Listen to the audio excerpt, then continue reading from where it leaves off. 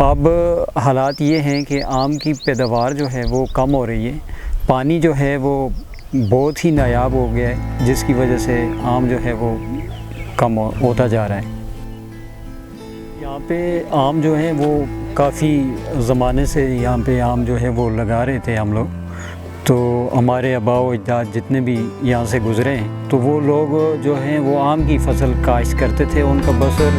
جو ہے وہ آم کی پیداوار پہ ہی ہوتا تھا۔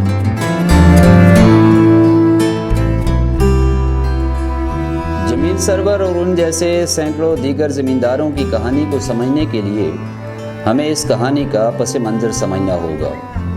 جو بتدریج ایک انسانی المیہ میں بدل رہا ہے۔ یہ تقریباً بہت سے علاقے ایسے تھے کہ جس میں پیر زندہ ہے، ابی بین ہے، چک پنسیال ہے، اس کے ساتھ سیج پور ہے اور دریا ڈوگا، یہ ایسے علاقے ہیں کہ ان میں آم ہی ہوتا تھا۔ کہ پانی نہیں ہے جس کی وجہ سے یہ سوکھتے جا رہے ہیں، اور جو سوکھتے جا رہے ہیں ان کی جگہ کوئی نیا پودا ہم لوگ نہیں لگا سکتے۔ یہاں جی تقریباً 60% لوگوں کا روزگار اسی سے وابستہ ہے، کیونکہ جو ہے 10% لوگ ملازمت پیشہ ہیں، تو باقی جو ہے 90% لوگ زمینداری کا کام کرتے ہیں۔ جو زمیندار ہیں پہلے تو ان کی مکئی ہو جاتی تھی، گندم ہو جاتی تھی، اس سے یہ ہوتا تھا کہ ان کا گزر و بسر آسانی سے ہو جاتا تھا، لیکن چونکہ گزشتہ 10-12 سالوں سے وہ گندم بھی نہیں ہو رہی ہے،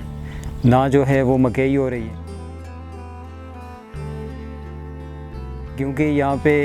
جن کو ہم اپنی زبان میں سور بولتے ہیں، تو اس کی وجہ سے کافی حد تک جو ہے وہ فصلیں تباہ ہو گئی ہیں اور لوگوں نے پھر کاشت کرنا ہی چھوڑ دیا ہے۔ دریائے سندھ کے کنارے پر واقع اور بعد ازاں تربیلا جھیل کی تہہ میں اپنی تاریخ سمیت گم ہو جانے والے ام شہر اور اس سے ملحقہ علاقے ممکنہ طور پر ہزارہ ڈویژن میں واحد مقام ہیں جہاں آم کے باغات موجود ہیں۔ سنگلاخ اور بے آب و گیاس پہاڑی سلسلوں پر مشتمل یہ علاقہ تربیلا جھیل سے چند کلومیٹر کی دوری پر واقع ہے،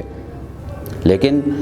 یہاں کی زیادہ تر زمین اب بھی بنجر اور زراعت کے لحاظ سے انتہائی نامہرباں ہیں۔ پہاڑوں پر گھاس اور جنگلی خضرو پودوں کی افزائش کا انحصار بھی بارش پر ہے۔ اگر وقت پر ہو جائے تو کم از کم مال مویشیوں کے لیے خوراک کا انتظام ہو جاتا ہے، بصورت دیگر قحط کی سی صورتحال برقرار رہتی ہے۔ دیکھنا بھی باہر کوئی آندا ہے تو دیکھتا ہے کہ بڑا دریا ہے جی، اس کو پانی ہے، بڑی سہولت ہے، لیکن سہولت کوئی بھی نہیں، نہ روڈ کی سہولت ہے، نہ پانی کی سہولت ہے، نہ کوئی بجلی کی خاص سہولت ہے۔ بڑی زمین یعنی بہت زیادہ کیلا ہوندا سا، آم ہوندا سا، ہر امرود ہوندا سا، کینو مالٹا ہوندا سا، لیکن اس ٹائم کا کچھ بھی نہیں، اس واسطے کہ پانی کی وجہ سے سارا کچھ ختم ہو گیا۔ میں اس کے آموں کے باغات ہیں، اس تھوڑے فاصلے پہ نیچے جو ہیں وہ لگے ہوئے ہیں، بہت بڑی جھیل ہے، تربیلا جھیل جس کو کہتے ہیں، تھوڑے سے فاصلے پہ واکنگ ڈسٹینس پہ آپ 2000 فٹ کے فاصلے سے آپ لفٹ بھی کر سکتے ہیں پانی ایگریکلچر پرپز۔ آپ اسلام آباد کا پانی جو ہے وہ لفٹ کر کے خانپور ڈیم سے لے کے جا سکتے ہیں، ہماری غازی بوٹھا سے لے کے جا سکتے ہیں، تو وہ علاقہ جس کی بہت بڑی کنٹریبیوشن ہے آپ کی زراعت میں، جس کی بہت بڑی قربانی ہے تربیلا ڈیم کے لیے، تو اس علاقے کی زراعت کو ڈیولپ کرنے کے لیے آپ نہیں کر سکتے ہیں۔ دیکھیں کلائمیٹک امپیکٹ جو ہے، کلائمیٹک چینجز جو ہے، یہ سب سے بڑا چیلنج ہے۔ پاکستان ان جو بڑے 3-4-5 ممالک ہیں ان میں سے ٹاپ پہ ہے، جس کی کنٹریبیوشن اپنی بڑی کم ہے گرین ہاؤس گیسز میں، اس کلائمیٹک امپیکٹ میں، لیکن یہ سب سے زیادہ سفر کر رہا ہے پاکستان اس وقت، اور ایک ایسٹیمیٹ کے مطابق یہ ہے کہ یہ آنے والے وقت میں یہ امپلائمنٹ کو ڈسرو کرے گا، آپ کی ہیلتھ کو ڈسرو کرے گا، آپ کی انوائرمنٹ کو ڈسرو کرے گا، آپ کی معیشت کو ڈسرو کرے گا، اور آپ کی معیشت جو ہے 18 سے